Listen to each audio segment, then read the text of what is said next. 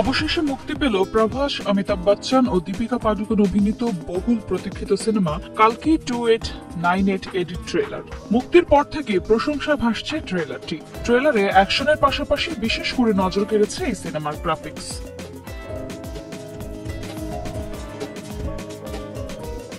নির্মাতা নাগ অশ্বিনের কালকি 2898 এর ট্রেলারটি মুক্তি পায় সোমবার রাতে। আর মুক্তির পর 1 ঘন্টার মধ্যেই প্রায় 1 মিলিয়ন মানুষ দেখে ফেলে। এখনো লাফিয়ে বাড়ছে এর ভিউ। সবাই এর প্রশংসার পাশাপাশি ভারতের সিনেমা হলগুলোতে বাড়ছে এর অগ্রিম টিকিট বিক্রি।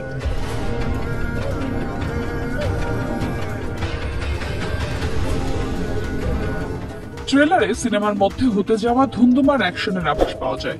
শুরুতেই দেখা মেলে কাশীর, যা পৃথিবীর প্রথম এবং শেষ শহর হিসেবে বর্ণিত হয়েছে, যেখানে দুষ্ট শাসক শাশ্বত চট্টোপাধ্যায় শহর জুড়ে ধ্বংসযজ্ঞ চালাচ্ছে।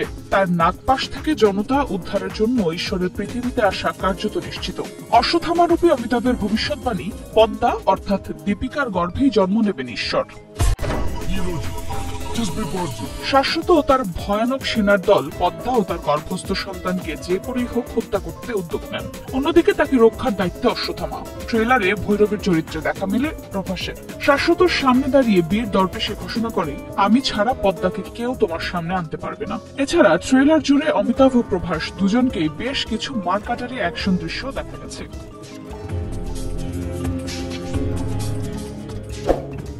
নাগ অশ্বিনের এই সিনেমায় আরো আছেন কমল হাসান, দীপিকা পাডুকোন, দিশা পাটানি এবং দুলকার সালমান। হিন্দি ও তেলুগু 2 ভাষায় শুটিং করা হয়েছে এই সিনেমার। 27 জুন প্রেক্ষাগৃহে মুক্তি পাবে কালকি 2898 এডি।